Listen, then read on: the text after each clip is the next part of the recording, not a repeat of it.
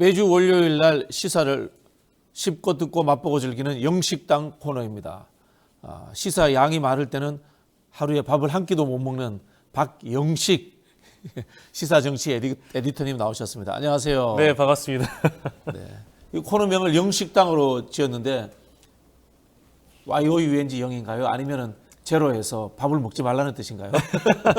둘 다인 것 같은데, 근데 저는 이 코너명을 이렇게 지어주셔서 너무 감사할 따름이고, 사실은 원래 저희 코너가 대담한 대담이었잖아요. 그렇죠. 근데 저는 뭐 인간 자체가 그렇게 대담한 인간이 아니어서, 네. 어떻게 하면 이 월요일마다 대담해져야 되나, 그 압박이 있었는데, 코너 이름이 바뀌면서 그냥 식당 같이 하자. 식당 운영하듯이 그냥 씹고 뜯고 맛보고 재밌게 하자. 그 생각이 들었습니다. 감사드립니다, 여러분. 네.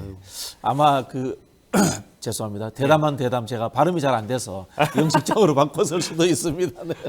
혹시 사전 투표 하셨어요? 예, 저는 뭐 일찌감치 했는데 사전 투표장 가니까 분위기가 굉장히 많은 분들께서 찾아오시고 네. 예상은 했습니다만 이렇게까지 뜨거운 열기가 있을까? 라는 생각이 들어서 제 줄 서서 했거든요. 관내 투표했는데 줄 서서 한 20분 넘게 기다려오면서 투표를 하면서 이번에 투표율이 심상치 않겠다 싶었는데 역대 아무튼 기록을 또 갱신을 하면서 이번 총선 본 투표율도 아마 영향이 있지 않을까 이렇게 개인적으로 좀 예상을 해봤습니다. 본 투표율 몇 퍼센트 정도 예상하세요? 이게 31.28%니까 그냥 통계적으로 산술적으로만 따져보더라도 70% 아주 가깝게 갈 것 같은데 70%를 넘느냐 마느냐는 제가 예상할 수 있는 단계까지는 아니어서 우리 박신영 앵커께서 훨씬 더 전문가시기 때문에 어느 정도 예상을 하셨을 텐데 저는 70%를 아주 가까스로 넘기지 않을까. 넘긴다. 넘기는 부분을 조심스럽게 좀 예상하고 있습니다. 저는 가까스로 못 넘길 것 같다 이렇게 예측을 했거든요. 70%까지는 좀 가깝게는 간다고 저는 보시면 68% 정도 예측을 했는데 네네네. 우리 박지훈 변호사가 다음 예. 주부터 진행하는데 이분이 예. 70% 넘는다고 예. 강력히 이야기를 해가지고 둘이 내기를 했습니다. 저도 지난주에 박지훈 변호사랑 방송을 같이 했는데 아주 너끈히 넘길 거라고 예상하시더라고요. 네네. 근데 저는 너끈히 넘기는 정도면 70 2, 3% 혹은 70대 중반까지는 가야. 그러니까 대선이 77%였기 때문에 거기까지는 못 갈 것 같고요. 네네. 근데 그래도 70% 아주 가까스로 넘기는 김민석 민주당 상황실장이 71% 정도 예상했던데 네네. 이분이 신기가 있는 건지 뭔지 모르겠는데 그 정도까지는 갈 수 있지 않을까? 그런 예상을 좀 조심스럽게 좀 해봅니다. 혹시 저하고 내기할 생각은 있어요? 제가 내기를 하면 많이 지는 편이어서. 그렇습니까? 예. 네. 내기는 좀. 예. 저는 사실은 예. 어떤 흐름을 봤냐면요. 네. 사전에 투표할 용의가 있으십니까? 예. 라고 하는 데서 한 10% 정도 빠져요. 평균적으로 보면 역대로. 예, 그래서 예, 투표할 용의가 있다는 분들이 한 78% 나오더라고요. 예. 그래서 저는 10% 빼서 68% 이렇게 예측을 했거든요. 굉장히 간단한 방법으로 예측을. 네네. 근데 또 그게 말씀 들어보니까 그게 일리가 있는 것도 같고. 아니 저는 늘 통계와 예. 과거의 흐름에 기초해서 이야기하거든요. 예. 근데 확실히 아까도 이제 박진영 앵커께서 지역별로 어떤 지역이 결집했는지 좀 참고해서 보면 네네. 이 투표율이 높아지는 거는 전국적인 현상이면 분명한 것 같습니다. 왜냐하면 지난 총선에 비교해 봤을 때 특히 사전 투표만 놓고 봤을 때 전국 지역에서 사전 투표율이 떨어진 곳이 한 지역밖에 없어요. 대구밖에 없습니다. 그러니까 나머지 지역은 다 사전 투표율이 다 올라갔다는 것은 이게 어떤 지역이 결집했냐 굳이 찾아보지 않아도 투표율이 올라가는 건 이미 전국적인 현상이 되어버려서 이 흐름이 본 투표율까지 이어진다면 투표율 상승 효과는 분명히 있을 것 같고요. 지난 총선과 비교해봤을 때 당연히 올라가는 것이고 대선만큼 근접할 것이냐 아니면 정치권에서 예상하는 대로 70%를 상회할 수 있느냐 이제 이 대목인데 오랜 기간 정치 고관여층이었던 분들은 이 70%를 되게 높은 기준으로 설정해서 보시는 것 같고 저처럼 이제 밑바닥 민심 전문가라든지 제3자 관점에서 보시는 분들은 방송을 오래 하셨잖아요. 그래도 많이 들었잖아요. 예, 그러니까 많이 듣다 보니까 저도 이제 대략적으로는 감은 오는데 70%를 아주 살짝 넘기는 정도로 아마 언저리? 예, 언저리가 되지 않을까. 근데 그 언저리라는 표현은 70%도 전후라고도 볼 수 있기 때문에 69, 71 뭐 이제 이 정도 선에서 아마 투표율이 마감되지 않을까 조심스럽게 예측해 봅니다. 자, 세 사람의 그 쓰리박에 예. 내기가 성립되었습니다. 네. 박지훈 변호사는 겉들이, 겉들이고요. 겉들이라는 표현에 우리 집중합니다. 언저리. 예, 저 언저리입니다. 그리고 저는 아래다. 이렇게 이야기했는데 예. 사실은 우리 박영식 에디터님이 예, 맞출 확률이 가장 높아요. 그렇습니까? 좀 낮아도 되고 좀 높아도 되거든. 언저리니까. 그 중간에 있으니까. 네, 아무튼 네, 근데 이제 저는 이 사전 투표율의 의미가 결론적으로는 이 정권 심판 정서가 워낙에 높기도 하고 1년 10개월 동안 대통령 지지도라는 것이 이렇게 뭔가 견고하게 부정 지지도는 높고 긍정 지지도가 박스권 안에 갇혀 있었던 상황이 오래 유지가 됐기 때문에 어떤 분들이 이 선거인으로 유권자로 참여하시느냐 또 결집하느냐를 지켜봤을 때 결론적으로는 이 대통령에게 그 동의하지 않는 또 뭐 회초리, 뭐 몽둥이를 들고 싶어하는 그런 유권자들이 많이 또 쏟아져 나왔다고 또 보고요. 더불어서 그 갤럽 조사가 가장 최근에 의미 있는 결과를 냈다고 보는데 야권, 그러니까 이제 중도층이나 무당층에게 설문조사를 해봤을 때 야당이 이겼으면 좋겠느냐, 여당이 이겼으면 좋겠느냐를 물어본단 말이죠. 근데 야권이 승리했으면 좋겠다라고 보는 쪽이 50%를 가까스로 넘거나 뭐 기존의 조사를 돌이켜 보더라도 40대 후반까지 넘어가기 때문에 그만큼 중도부당층 표심도 야권 지지 쪽에 좀 쏠려 있다. 야권 지지 혹은 정권 심판 쪽에 쏠려 있기 때문에 이런 것들을 이제 참고해서 봤을 때 투표율이 높아진다는 것은 결론적으로 뭐 지난 총선과 지지난 총선을 굳이 언급하지 않아도 야권 성향의 지지자들이 많이 결집돼 있는 선거라고 보는 것이 뭐 타당한 것 같습니다. 지역적으로도 그렇게 보이잖아요. 예, 그렇습니다. 지역별로도 네. 그렇고요. 그 수도권 같은 경우에는요. 현장에 가셔가지고 젊은 층들이 많다, 연세에 있으신 분들이 많다 이걸로 평가를 하는데 예. 연세에 있으신 분들도 사투리를 경상도 사투리를 쓰는지, 호남 사투리를 쓰는지 이렇게 좀 구체적으로 봐야 돼요. 네네 맞습니다. 맞습니다. 세대별로도 우리가 곱씹어볼 부분이 분명히 있는 것 같고요. 뭐 일단 본투표 함까지 다 열어보고 전체 결과가 나와야 이제 세부적인 분석이 가능하겠습니다만 사전 투표 자체로만 그 놓고도 분석할 수 있는 대목들이 분명히 있기 때문에 일단 여러분들께서 여러 이제 분석들을 좀 참고하셔가지고 엔터테인적인 요소도 분명히 이 투표에 있는 거기 때문에 선거에 꽂힌 투표니까요. 재밌게 좀 선거를 즐감하셨으면 좋겠습니다. 네, 선거는 민주주의의 축제입니다. 예, 예. 뭐 대파 들고 춤 좀 출 수 있죠. 아, 그럼요. 네. 근데 이제 선관위에서 대파를 가지고 투표소에 못 들어가게 했어요. 그리고 더 황당한 사건은 MBC에서 복면가왕 9주년 기념 특집을 하기로 했는데 구자가 특정 정당 번호와 겹친다고 해서 연기했다고 합니다. 이거 기가 차릅니다. 저는 이번에 좀 웃기지만 슬프다고 해서 우픈 일들이 많이 벌어졌다고 보는데요. 네. 앞서 언급하신 대파의 경우에는 좀 풍선 효과를 선관위가 만들어낸 것 같아요. 그러니까 한쪽을 막아내니까 다른 쪽에서 튀어나오게 된 거거든요.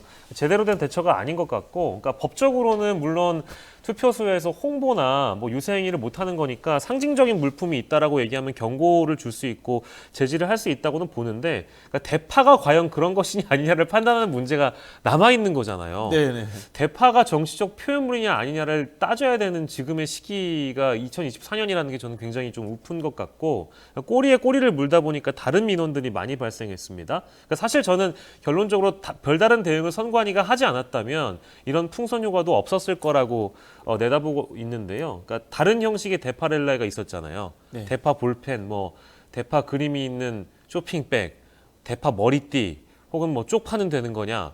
심지어 그 투표장에 디올백을 들고 계신 분들도 있고요. 그리고 뭐 종이백에다가 디올이라고 써서 가신 분도 있고요. 그러니까 어떤 것을 정치적 표현물로 규정할 것이냐는 그런 해석의 문제가 이제 남아있기 때문에 선관위가 일단 입을 뻥끗하는 순간 뭔가 좀 혼탁해진 느낌도 있고 풍자와 해악이 더한 선거전이 된 것 같다는 느낌도 있고, 그래서 이게 좋은 거냐 나쁜 거냐는 뭐 유권자분들이 평가하실 대목이긴 한데요. 더불어서 어떤 재미난 그 분석까지 있었냐면 예전에 수원 삼성이라는 팀에 네네. 김건희라는 선수가 있었습니다. 9번 선수. 예, 근데 이제 9번인데 그때 당시에 스폰서가 도이치모터스를 그렇습니까? 달고 있었어요. 그래서 유니폼을 보면은 등번호가 9번이고 이름이 김건희가 써 있는데 그 위에 도이치모터스가 써 있거든요. 네네. 그러니까 그 유권자들 중에 만약에 이 유니폼을 그 투표장에 입고 가면 이건 정치적 표현물이냐 아니냐 이걸 해석해봐라. 이런 식의 이제 우픈 일이 있었다는 거죠. 근데 9번이니까 또 애매하네. 아, 그게 문제인 겁니다. 그러니까 네네. 만약에 뭐 2번이면 괜찮은 건지 그건 네. 모르는 거잖아요. 근데 또 네. 색깔 자체가 수원 삼성이 파란색 유니폼이다 보니까 음. 지금은 이제 그걸 당장 구할 수는 없습니다만 예전에 그 유니폼이 있었던 유권자가 있었다 한다면 투표장에 그걸 입고 가면 그게 정치적 표현물이냐, 이제 이런 해석의 문제가 달리는 것이고요. 또 이러다 보니까 다른 한쪽에서는 뭐 초밥을 사들고 가겠다, 네. 뭐 이런 표현도 등장하는 것 같고요. 아무튼 뭐 선관위가 아이러니하게도 정치적 표현물이라고 대파를 규정해 버리니까 선거에 본의 아니게 또 영향을 끼쳐버린 상황이 돼서 이것도 참 오픈일이다 싶고, 아까 말씀하신 저는 MBC 복면가왕 9주년은 저는 이제 웃음밖에 안 나오는 일이어가지고요. 근데 다만 그 히스토리가 있는 문제 아니겠습니까? 그 선방위가 MBC 일기예보 보도를 중징계를 하면서 1. 네, 1번. 그러니까 이제 그 1번이 아니라 미세먼지 1 마이크로그램. 그렇죠. 네. 이거를 제지한다는 것 자체가 저는 코미디라고 생각을 했거든요. 이것도 선방위에 민원을 넣은 게 국민의힘 정당 차원에서 민원을 넣었다고 뒤늦게 밝혀졌던가요? 그렇기 때문에 MBC 입장에서는 뭐 어찌 됐든 간에 이 상황을 빌미를 주지 말자라는 평가를 할 법도 합니다. 왜냐하면 그 9주년 예고 방송을 저도 봤는데 9라는 숫자가 유독 들어가고요. 은하철도 999를 부르는 대목도 있었는가 봐요. 은하철도 999니까 그러니까 9주년이라서 9가 들어가는 노래를 부른다든지 9주년에 해당되는 이벤트를 방송 편성을 할 수 있었던 대목인데, 만약에 이게 방송된다고 우리가 가정을 했을 때 미세먼지 1 마이크로그램도 문제를 삼는데 은하철도 999를 문제를 안 삼겠느냐? 그럼 당연히 문제를 삼지 않겠습니까? 그러니까 제가 판단하기엔 제가 MBC 입장이라고 하더라도 결방시키고 총선 이후로 미루는 것이 훨씬 낫다라는 평가를 할 수밖에 없었던 상황 아닌가. 근데 여당에서도 이 은하철 그 복면가왕 방송을 미루지 말고 해라라는 요구를 또 했다고 하니까요. 국민의힘 아무튼 여권 쪽에는 저는 뭐 문제를 삼고 싶지 않은데, 근데 이거를 방영하라고 실제 대변인이 논평을 낼 정도라면 미세먼지 1 방송은 왜 굳이 민원을 넣었는지 그 대목을 꼭 짚고 싶네요. 네. 이건 이제 권위주의라고 합니다. 내 안에 자기 검열을 만들어내는 시대적 분위기. 예. 영향력을 통해서 이게 이제 권위주의 국가의 특징이다. 네. 뭐 그런 이야기를 하는데, 저는 뭐 이 정당과 정권의 문제도 있지만 선관의 문제도 심각한 것 같아요. 예. 이 보통 우리가 공기가 귀하다, 물이 귀하다, 예. 이런 것들은 일상적으로 못 느끼잖아요. 네네네. 그것이 없어져야 느끼잖아요. 예. 지금 그런데 우리 선관위에 대해서 너무 많이 느끼고 있어요. 예. 그 이야기는 뭐냐면은 선관위가 우리의 정치적 활동이라든가 삶에 과잉 깊이 개입되어 있다, 이런 뜻입니다. 예, 맞습니다. 예. 그래서 제가 늘 주장하지만은 선관위 없애야 합니다. 선관위를 없애야 된다. 표현이 좀 과한데요. 예. 헌법기관으로서의 선관위의 이 기능은 없어져야 된다라는 게 저처럼 이제 정치하는 사람들 대부분의 의견이에요. 근데 또 뭐 해석의 여지를 두고 그러니까 정치적 해석의 여지를 어디까지 확장하고 볼 것인가에 대한 대목도 우리가 분명히 곱씹어 봐야 되긴 하겠습니다만, 그러니까 일반적으로, 그러니까 상식적으로 일기예보에 숫자가 뜬다고 한들 그거를 그렇죠. 제지한다는 것은 지금 뭐 선거방송심의위원 선방이라고 부르는, 그러니까 방심위 산하이죠. 그러니까 이쪽에서 이런 결정을 한다는 거는 저는 좀 비상식적이라고 보고요. 그리고 두 번째로는 그렇게 따지면 우리가 제지해야 될 부분이 너무 많습니다. KBS 뉴스9의 경우에도 제가 보니까 타이틀 돌 때 9라는 숫자가 파랗게 돌거든요. 굉장히 크게 돕니다. 그러니까 그러면 그런 것까지 다 제지를 해야 되는 것이냐. 그리고 아까 예고편 제가 잠깐 언급했습니다만 뭐 출구 없는 매력의 대결 해가지고 출 9자 할 때 그걸 또 숫자 9자로 쓰거든요. 네. 그런 자막에 대한 표현의 자유. 방송에서 어떤 노래를 선정해서 부를 자유. 그러니까 모든 것들을 제지하기 때문에 예능은 예능으로 봐야 되고 일기예보는 일기예보로대로 봐야 되는데, 이걸 너무 심하게 제지를 하고 그런 빌미를 방송사가 이거를 만들어내는 게 아니라 이걸 제지하는 기관에서 너무 색깔을 갖고 재단하는 것은 아닌가라는 생각이 들어서 이건 우리가 나중에라도 선거 역사에서 한번 돌이켜 봐야 될 문제이기도 합니다. 그 소설을 이제 우리가 1984 조지 오웰의 소설을 통제된 사회를 이야기를 한단 말이에요. 빅브라더. 예. 실제로 정당보다 선관위가 더 위에 있는 지금 빅브라더 역할을 하고 있어요. 제가 아는 바로 대한민국 선관위가 전 세계에서 제일 큽니다. 직원도 제일 많고요. 예. 제가 프랑스 선관위를 방문한 적이 있습니다. 직원 30명 앉아 있습니다. 네. 선거 때 일부 공무원들이 파견 나오고 자원봉사자들 지원해가지고 선거 치릅니다. 근데 우리나라 선관위는 일상적으로 활동하다 보니까 예. 정당이 하는 기능들을 본인들이 하려고 해요. 아, 이 국민들에 대한 민주 시민 교육도 선관위에서 하겠다고 하고요. 그러면서 계속 조직을 키우고 있어요. 이게 근데 선거관리위원회라는 것이 정치 활동을 위해서 감시하고 규정하는 곳이지 않습니까? 감시하고 규제하는 곳이 커지면 이게 독재예요. 이게 억압이에요. 예. 그런 부분에 있어서 정치 활동의 자유를 선관위가 억압하고 있는 측면이 굉장히 많다고 생각합니다. 갑자기 이제 떠오른 그 사례 중에 하나는 저희가 예전에 선거했을 때 인증샷 같은 걸 릴레이를 하게 되면 그 릴레이조차도 뭐 1번으로 하든지 손가락을 1로 하든지 2로 하든지 이런 것까지 제지를 해 오다가 이제는 많은 어떤 그 여지를 뭐 해석의 여지를 많이 열어줬잖아요. 그러니까 폭을 많이 넓혀준 건데 그럼에도 불구하고 여전히 뭐 방송사에서 어떤 자막을 달거나 어떤 숫자를 쓰거나 이런 거에 대해서 그 제지를 한다는 것은 저는 2024년 자유민주주의 국가에서 우리 박정희 앵커님 말씀대로 가당키나 한 일이냐. 그러니까 이제 오히려 시대를 좀 역행하고 있다는 측면은 우리가 좀 경계해야 될 것 같습니다. 네. 뭐 아니 없애버려는 아니고요. 제가 이제 말씀드린 거는 숫자가 너무 많다. 그다음에 헌법기관으로서 역할을 할 필요가 존재하느냐. 예. 일상적으로 저렇게 규제할 필요가 있느냐라는 이야기를 드리는 거예요. 예, 맞습니다. 네.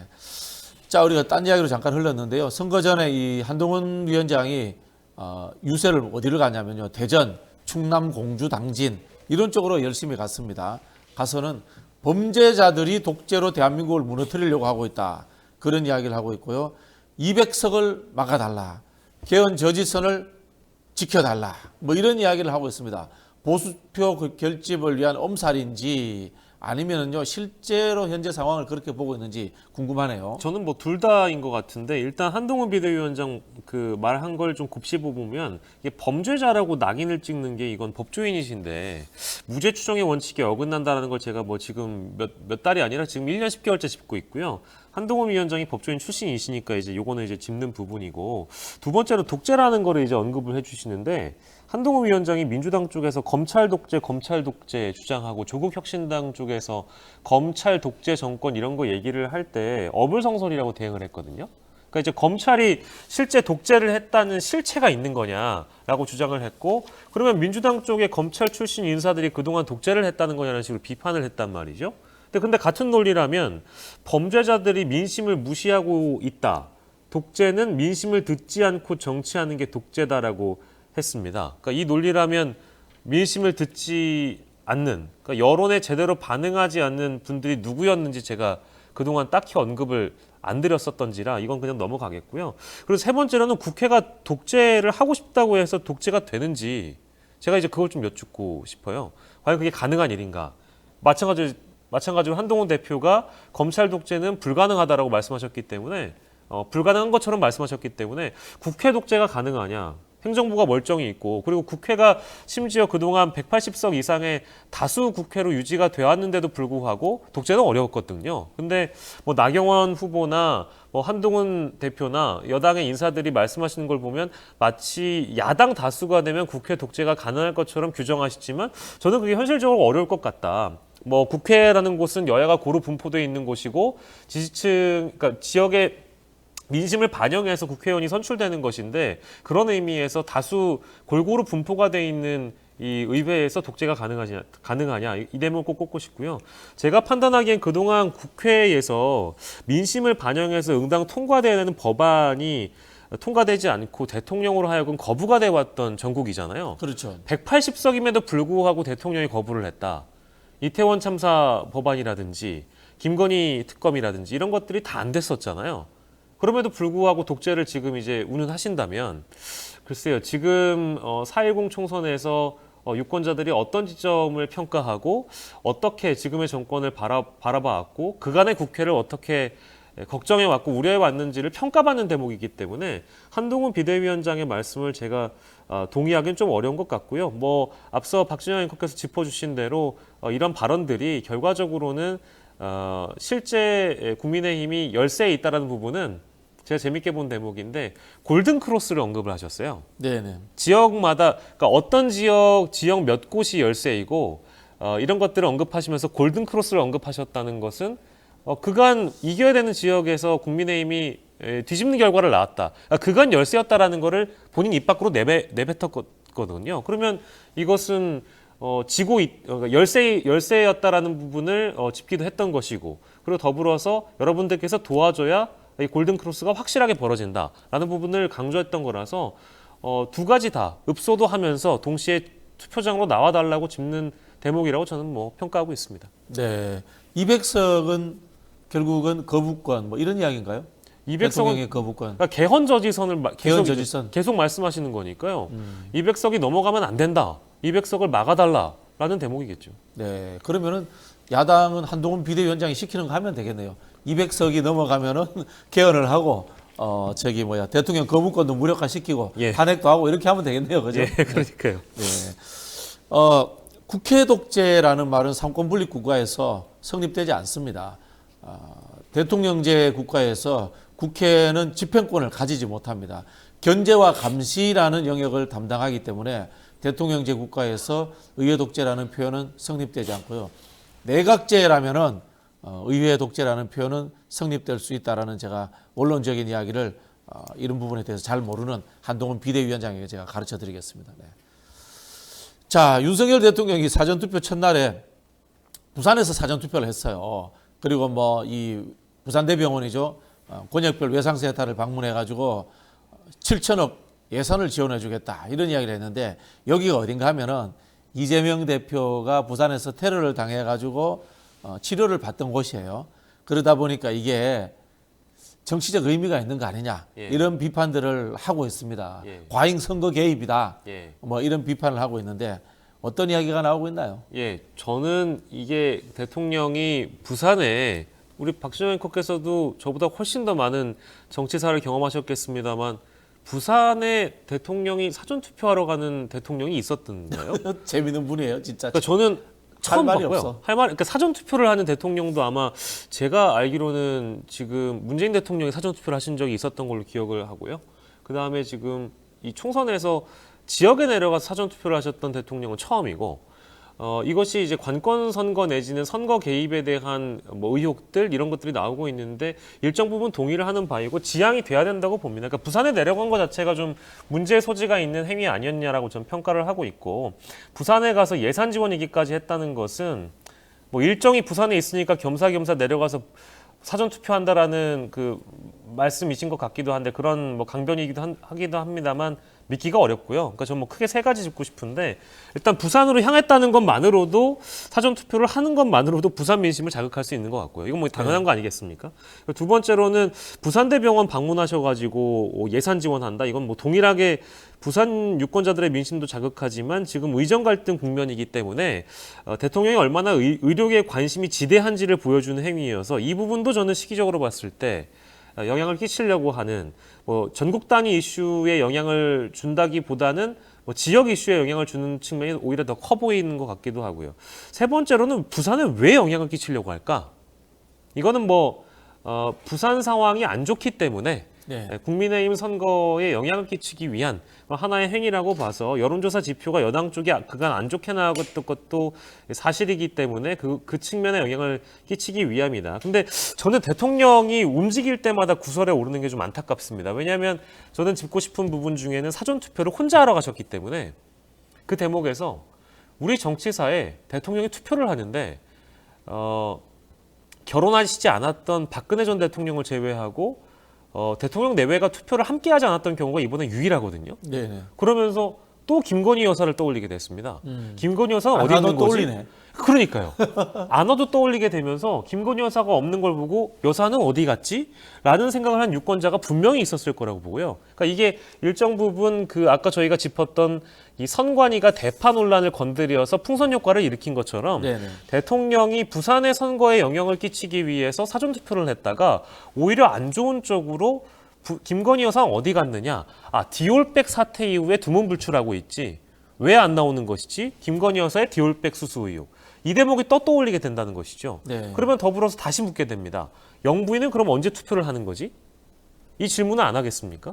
부재자 신고해서 우편 투표를 하나 어디서? 아니 부재자 신고는 안 하셨겠죠. 그런가요? 예.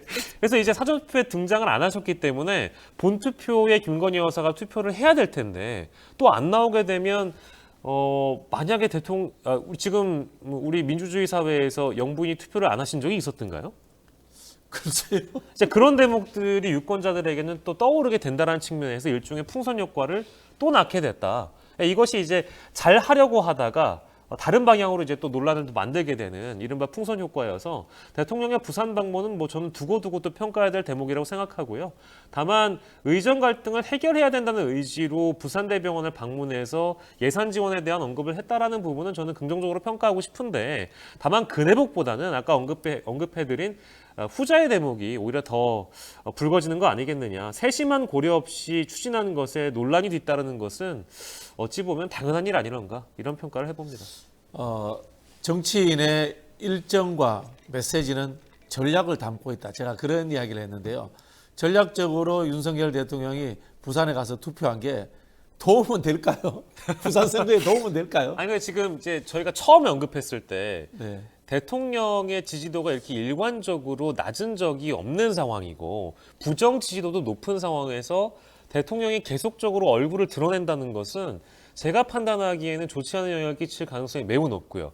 두 번째로 저희가 더불어 언급하자면 부산, 뭐 전국 단위에 있는 국민의힘 후보들 중에 실제 공보물에 대통령과 함께 찍은 사진을 넣은 후보가 많을까요? 넣지 않은 후보가 많을까요? 후자가 더 많습니다. 그러니까 후보들 본인도 바라지 않고 있습니다. 대구 지역이 대통령 얼굴을 함께 넣은 곳이 유일하고요. 나머지 전국 지역을 보면 대구 경북을 제외한 다른 지역을 보면 국민의힘 후보들이 윤석열 대통령 얼굴을 안 넣었다는 겁니다. 그 의미는 무엇일까? 후보들 본인들조차 대통령 얼굴이 도움이 안 된다는 해석을 있는데도 불구하고 본인이 계속 열심히 뛰어당기고 계시거든요. 열심히 뭐 선거운동을 지원하시는지는 모르겠습니다만은 이렇게 돌아다니시는 게 국민의힘에 도움이 안 된다? 도움이 안 되는 가능성이 더 높다고 봅니다. 네. 뭐 알아서 판단하시겠죠. 감사합니다. 예, 고맙습니다. 감사합니다. 네, 열심히 활동해 주셔가지고. 예. 네. 자, 의정 갈등 문제를 빼놓을 수가 없는데요. 의사들 문제에 대해서 예. 이 어떤 분이 천공을 만나자라는 이야기를 했는데 예. 천공이라는 분이 또 이 만남을 거절했어요. 예. 이것 자체가 그러면은 천공이 정부 정책에 영향을 미치고 있다. 이런 식으로 해석하는 뭐 하나의 그게 되나요? 예, 저는 뉴 노멀 시대를 지금 현재 맞이하고 있다고 보는데 네네. 결론부터 말씀드리면 저희가 이 시간에 이분 얘기를 꺼내야 되는 것도 슬프고요. 왜 굳이 천공 얘기를 정치 시사 이슈를 다루는 곳에서 우리가 다뤄줘야 되는가가 첫 번째로 슬프고 두 번째로 이분이 뭐 어떤 전문 영역이나 전문가이냐 아니거든요. 그리고 또 더불어서 이분이 어떤 정치 현안의 또한 전문가이냐? 그것도 아닙니다. 근데 이분이 계속 주목을 받아서 저는 이 시대의 정치가 가야 할 방향에 대해서 천공이라는 분이 등장하는 것이 매우 슬프고요. 아무튼 이게 정부 여당의 타격이냐 아니면 뭐 반대로 좋으냐? 저는 좋다고 봅니다. 좋다고 봐요. 이분이 등장하는 거는 정부 여당이 좋습니다. 왜냐하면 대통령이 아까 자주 등장하거나 대통령실이 어떠한 정치 현안에 목소리를 내는 것이 현 선거 국면에서 좋지 않은 방향으로 흘러가고 있다고 제가 평가를 했잖아요. 이분이 등장한다는 것은 오히려 국민들의 관심이 분산이 돼서 이분 쪽으로 쏠리기 때문에 네네. 대통령과 대통령실이 관심에서 멀어질 수 있잖아요. 야, 그런 측면에서 천공이 등장하는 것은 대통령의 대리인도 아니고 정치 현안을 평가할 수 있는 전문가의 자격도 없지만 국민들의 관심이 이쪽으로 쏠리고 일부 유권자가 천공에게 관심을 가지면서 대통령과 대통령실에 관심이 쏠려야 되는 대목이 오히려 역분산된다. 네. 이런 측면이 선거에선 유리하게 평가된다라고 저는 보고 반대로요. 의정 갈등과 관련해서는 워낙에 저는 정부 쪽에서 말이 바뀌었던 것도 사실인지라 이분이 등장해서 어떤 해법을 제시하는 한 명의 전문가로서 해법을 실제 제시하고 있거든요. 좀 타협을 해라 이 대목 그렇죠. 아닙니까? 네네네. 이런 목소리는 저는 일견 들을만하다고 봅니다. 그러니까 네. 정부도 좀 양보를 하고 의사들도 양보를 해서 우리 국민들이 좀 편안하게 길을 제시해 달라. 라는 목소리는 들을만 한데 다만 저는 이분이 이제 역술인이시고 무속인이기 때문에 정치면에 등장하는 것은 올바르지 않다. 이제 요 대목은 반드시 평가해야 될 것 같습니다. 네, 네. 뭐 저희가 아무리 타협하라고 해도 타협 이야기 안 나오다가 천공이 이야기하고 나니까 정부의 입장이 좀 타협적으로 바뀌는 건 같긴 해요. 그거 좀 오묘하긴 한데 그렇죠. 과연 이런 목소리가 오묘한 게 무속이에요. 뭐 그렇긴 합니다. 그게 과연 천공이 얘기를 한다고 해서 정부의 방향이 바뀌는 것 같지는 않고요. 그렇게 네. 생각하고 싶지는 않은데 다만 이 타이밍 자체가 좀 늘 오묘해서 이분이 뭐라도 한 목소리 내서 이 타협의 여지를 열어준다면 여론의 방향을 조금이라도 바꿔준다면 그것만으로도 지금 고마워야 되는 시점이라. 왜냐하면 천공에게 고마워해야 된다. 천공에게 고마워한다기보다는 그 목소리에 그냥 저는 평가를 할 대목은 있다. 이렇게 좀 좋게 평가하는 편입니다. 네, 참 기가 찹니다. 예. 천공을 저희가 이렇게 주제로 다뤄야 된다라는 이 세상의 현실이 기가 찹니다. 예. 자, 마지막으로 이 선거를 이틀 남겨두고 혹시라도 이 판세가 바뀔 수 있을까요? 생각하시는 뭐 이 변수라든가 이런 게 있다면요? 저는 막판 변수는 딱 하나 남아 있다고 보는데요. 네. 보수층이 얼마나 결집을 하느냐. 즉, 뭐 전통적인 보수층, 내가 이제 적극 투표층도 마찬가지겠습니다만 우리가 흔히 얘기하는 샤이 보수층이 얼마나 투표장에 나오느냐. 그래서 대구 경북 쪽의 투표율을 좀 집중해서 우리가 좀 조망해봐야 될 것 같고요. 실제로 샤이 보수층이 결집하거나 투표 중에 대거 쏟아져 나온다면 아마 이것은 여권 대다수가 이제 바라는 그런 결론이겠습니다만 샤이 보수층의 역할 얼마나 대대적으로 이번에 해주느냐가 이번 가장 큰 변수라고 보여지고 저희가 지난주에도 잠깐 언급했습니다만 언론에서 이미 여권 열세 패색이 짙다 이런 표현이 등장한 게 2주 전부터 등장했거든요. 이게 등장한다는 것은 정말 분위기가 안 좋다는 거거든요. 언론에서 이 표현을 쓴다는 것은. 근데 그렇기도 하고 더불어서 여권 인사들이 유세 현장에서 어떤 얘기를 하느냐. 선거에서 대표적으로 들어맞은 케이스가 있습니다. 요거 세 가지는 절대 하면 안 된다. 근데 여당 대표가 해버렸던 거 첫 번째 읍소를 하는 부분. 그리고 두 번째 여론조사 믿지 마라. 네. 라는 게 입으로 튀어나와 버렸어요. 그리고 세 번째, 과도한 남탓, 과도한 야당 비판, 과도한 수위의 표현들. 이거 등장하면은 대부분 이거를 먼저 제기한 쪽이 패색이 짙고 선거 결과가 좋지 않았거든요. 근데 이거 세 개가 고스란히 나와 버렸어요. 지금도 나오고 있고요. 그런데 그러다 보니까 이게 뭔가 여권 열세라는 게 언론의 분석처럼 들어맞아 가는구나라 생각했는데 막판 변수는 결국 샤이 보수의 집결 빼고는 지금 상황에서는 거론될 게 없겠다. 그러니까 아까 박진영 앵커가 짚어주신 대로 대세론에 영향을 끼칠 만한 것은 경천동지할 만한 변수가 아니고서는 선거전을 뒤집기가 어려운데 여권 쪽에서 기대해 볼 만한 하나의 변수는 샤이 보수의 결집 빼고는 어렵겠다라는 평가를 할 수밖에 없겠습니다. 네, 우리 박영식 에디터가 일일 영식하면서 열심히 노력하시다 보니까 이제 진짜 고수가 되신 것 같습니다. 예, 앞으로도 잘 부탁드리겠습니다. 예, 감사합니다. 오늘 감사합니다. 네, 고맙습니다.